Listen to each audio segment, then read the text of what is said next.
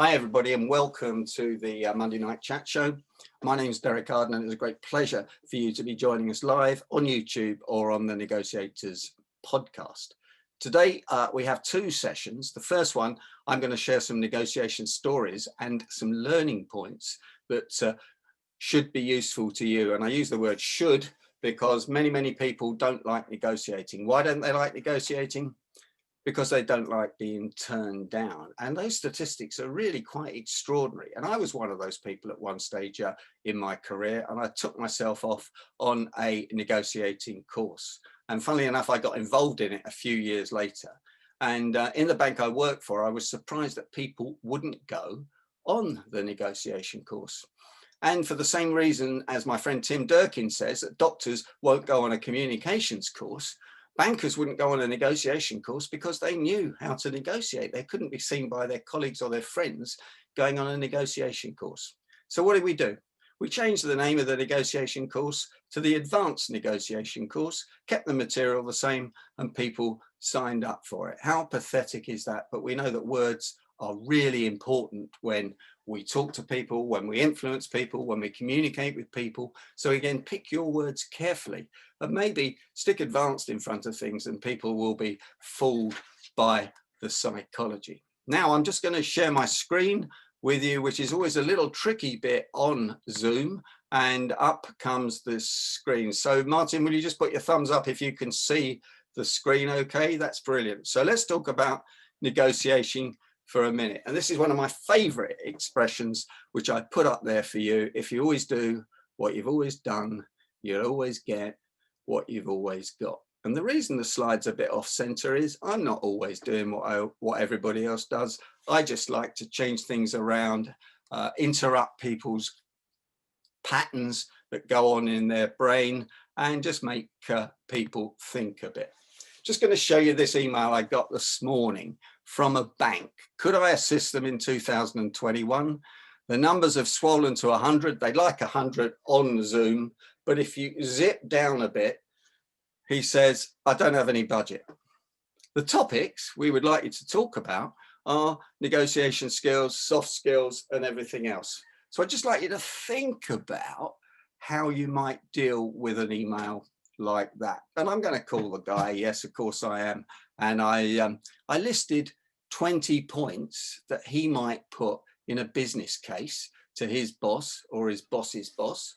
Martin came up with a few other ideas that I might use as well. So I think this makes a great case study. And by the way, if someone ever says to you they don't have a budget, just attack it in a slightly different way, because there's always ways to find budgets, borrow from other people's budgets, take it out of other accounts, etc.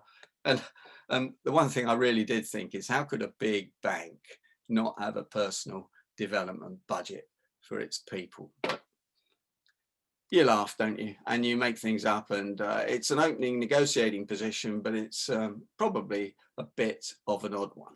Going back to the word negotiation, just to remind you that the word ego sits right bang in the middle of the word negotiation. Whoever put ego in the middle of it was doing a great service for us communicators, because clearly if you want to influence someone, playing to their ego in a nice way is a good idea, and making sure they don't play to your ego as a professional negotiator is also a very smart move. Most people fall for it. It's sad, it happens, but that's life. So I want to tell you the first story. When I left Barclays, I negotiated a fantastic package, and I've sold a few people the story. But one of the things I did was that I negotiated, instead of outplacement consultancy, they'd pay for me to go to the Harvard Business School. I haven't told many people this story. I think I was sworn to secrecy because I knew the HR director.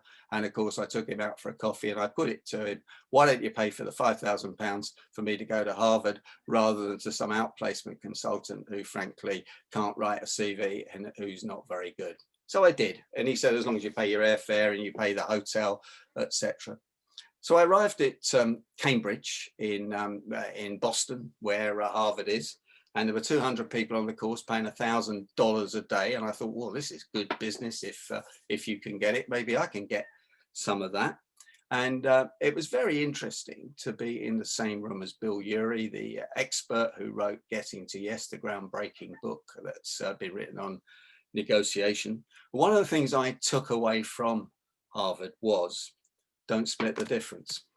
And it's very interesting. I mean, I thought about this a lot. And when I got back from Harvard on the Monday, we had a deal with a client, and it was a tax deal where we were moving money around for the client. It wasn't very difficult at our end, but it was hugely valuable for them. And we were going to charge them a £10,000 fee for doing this.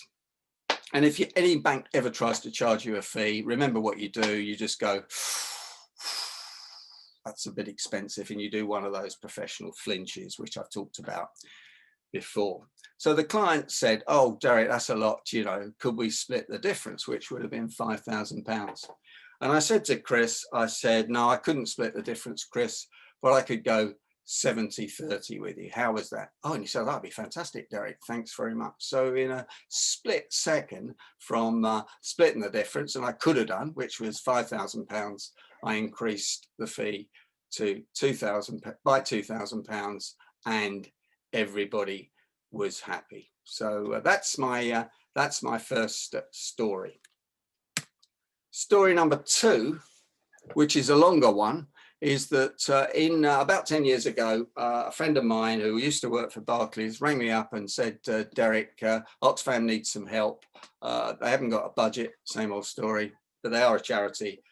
Would you help them? And I just want to tell you how we saved them £200,000 a year by thinking outside the box, by doing some negotiating, which you can use, but not getting stuck in. So I'm going to tell you the story. They got rather glamorous offices in Oxford.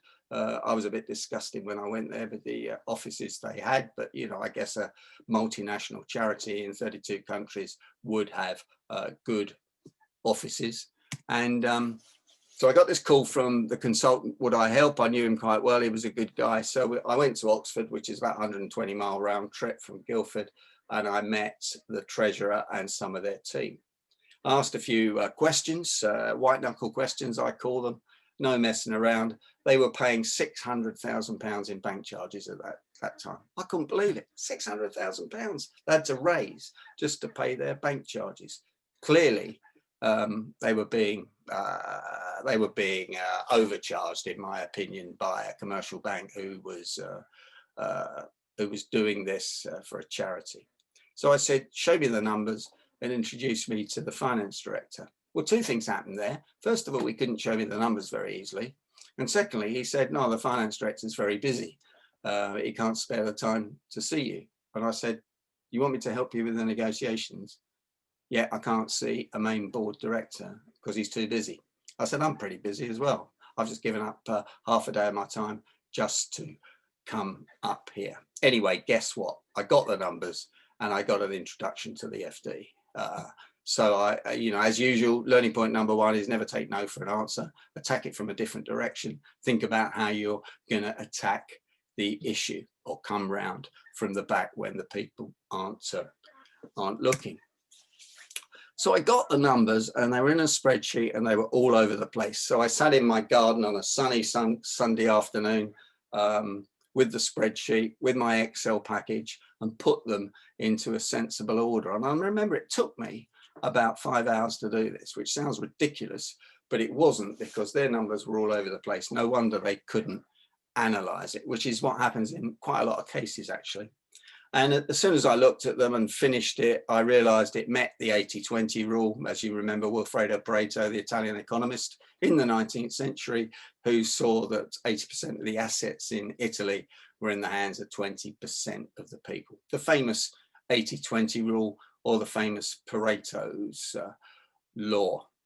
4 items were 80% of the cost. So about £400,000 to £450,000 of the costs were just 4 items. So I said, let's negotiate those 4 big numbers. So I went and got quotes from HSBC and from Barclays. And what I said to them was, question number 1, ask good questions, you get good answers. Would you like the business of Oxfam's money transmission? Oh, yeah, that would be fantastic.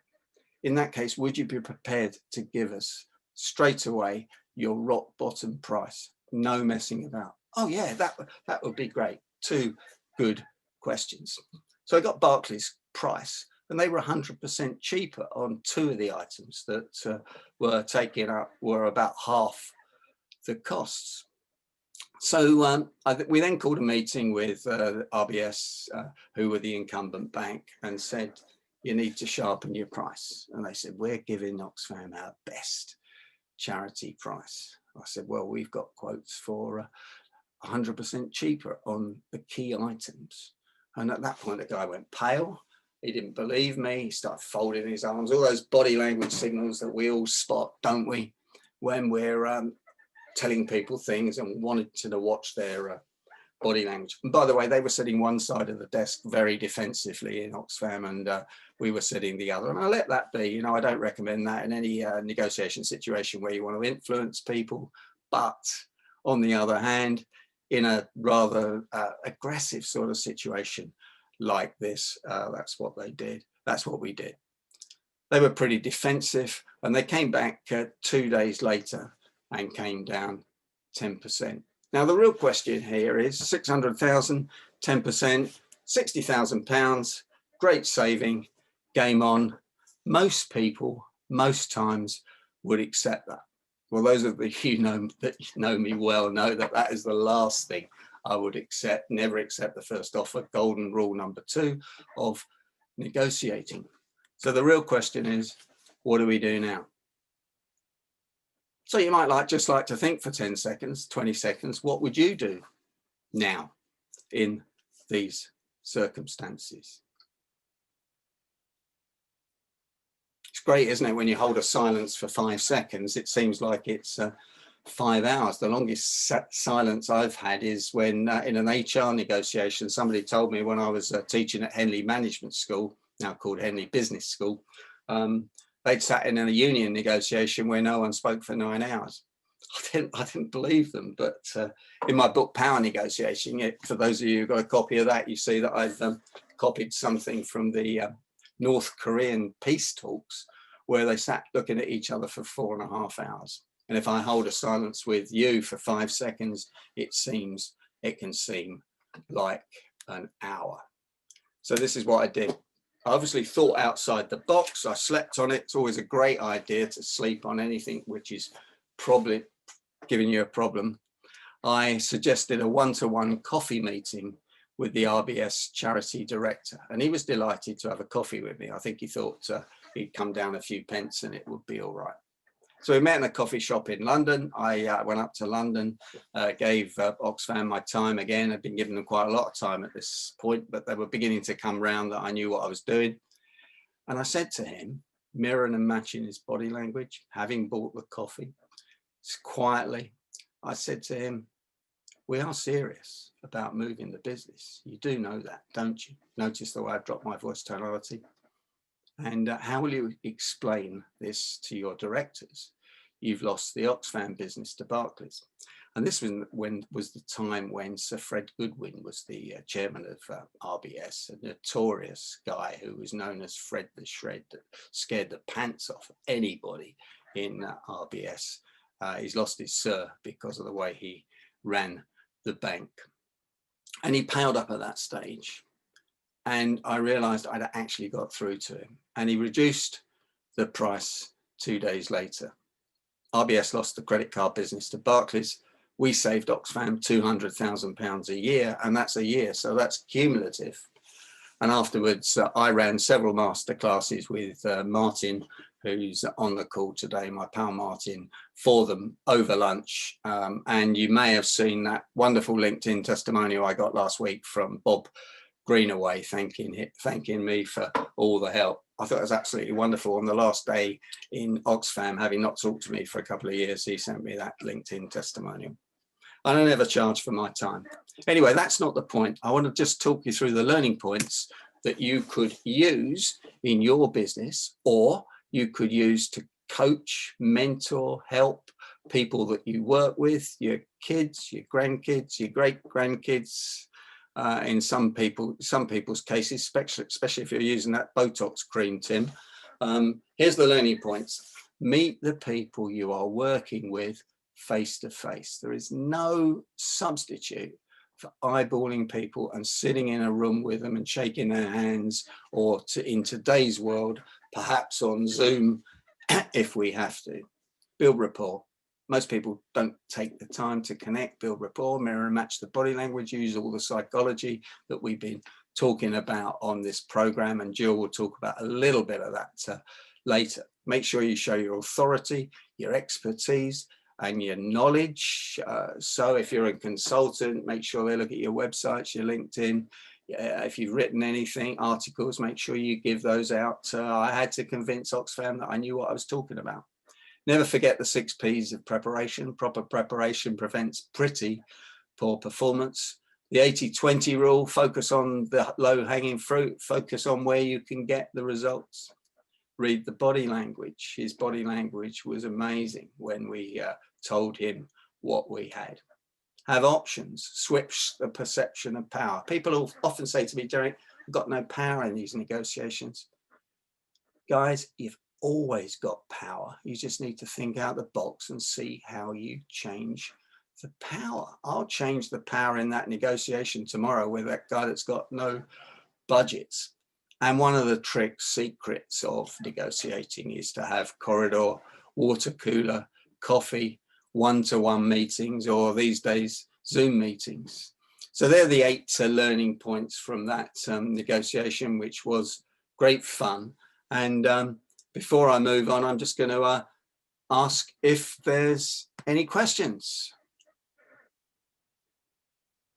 Martin, you're muted. You're muted, sir. The splitting the difference in most people's minds is going 50-50. Yep. So if I want you to pay me 60 quid and you only want to pay 40 quid, we'd split at 50. Now, the example you gave, excuse me, you went 70-30. Why not 80-20? That's a great question, Martin. I've got to be honest with you, I've no idea. I just tried 70-30 to see what happens. I kind of thought that 70-30 is a bit closer to splitting the difference again between 50 and 100. And I thought 80-30 might have been a bit aggressive. And 60. As you always say, Derek, you can always ski downhill. So you could start with 80-20, then you could come down to 70-30 and so on. I know. I don't know. Listen, we don't want to get too worried about debriefing these things, or we'll never negotiate with you. I remember my team when I was, I had a team of 30 people in Barclays at one stage, and next minute I had a team of 2 when everyone got wiped out in the usual Barclays cull. But they used to say to me, Derek, every time we get a good deal, you come back and you say, why didn't we do this and why didn't we do that? You should always brief a negotiation, and you should always debrief a negotiation. But yeah, that was the issue. Did you have another question, Martin? I've got another one. When we were doing the stuff for Oxfam, it occurred to me that they are really nice people. That's why they're working for a charity. So, money's not the biggest issue in their lives, other than the money they can raise for their cause. And I got the distinct impression that they believed that suppliers with whom they were negotiating were like them, i.e. wouldn't try and stitch them up and would do the best deal for them. And that was a real weakness in their negotiation stance. Yeah. What do you think? It scares the pants off me, Martin, to be honest. I've worked and given my time for nothing to a number of charities, and they don't like negotiating, and they tend to go out and get a couple of quotes, and whatever those quotes are, they tend to take the cheapest one. Even the people that have put the quotes out are expecting to negotiate the price down, and the businesses see it as a business transaction, and the charities think just because they're a charity they're going to get a special price. Well, some people might give them the special price, and some people won't. So it was quite scary, actually, that they were being told they were getting the special charity price, the best price available in the UK. And once we got the drains up, or dug in the dirt, as one or two people tell me. I love these metaphors. We found that other banks would give a much better price, although you've got to position it and sell it to the bank that you want your absolute best price and get their yes, ask them a yes tag question. Would you give your right arm? Actually, that's what they say. They give a right arm for a relationship with Oxfam, which is what I was offering them. So in that case, I want your absolute rock bottom price where you're just making a few pips on the deal. Yeah, I don't know. It really was hard work, and I could have given up quite easily trying to get in to see the finance director all the way along.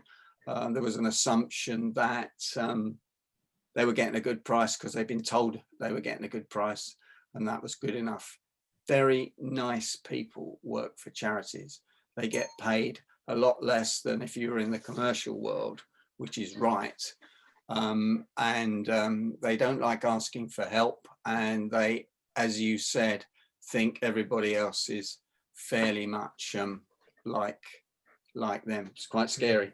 I've just sponsored some masks for my favorite charity, Challengers. I said I would pay for the masks, 300 masks instead of Christmas cards like I normally do, and the supplier said, oh, we can get them for just under £1,000. So I said, well, go back and say I'll pay £900 for them, and they've got the deal. So I just reversed the situation. Now I know what you're going to say, Martin. Why didn't I say 800 or 700 or 600? Yep, okay. You have to make a judgment, don't you? You have to make a judgment at that point. Well, you could say, I'll give you £1,000, but I want 1,300. Yeah, I could have done. I could have. That's why I never like debriefing them with you, Martin, because you always give me a hard time.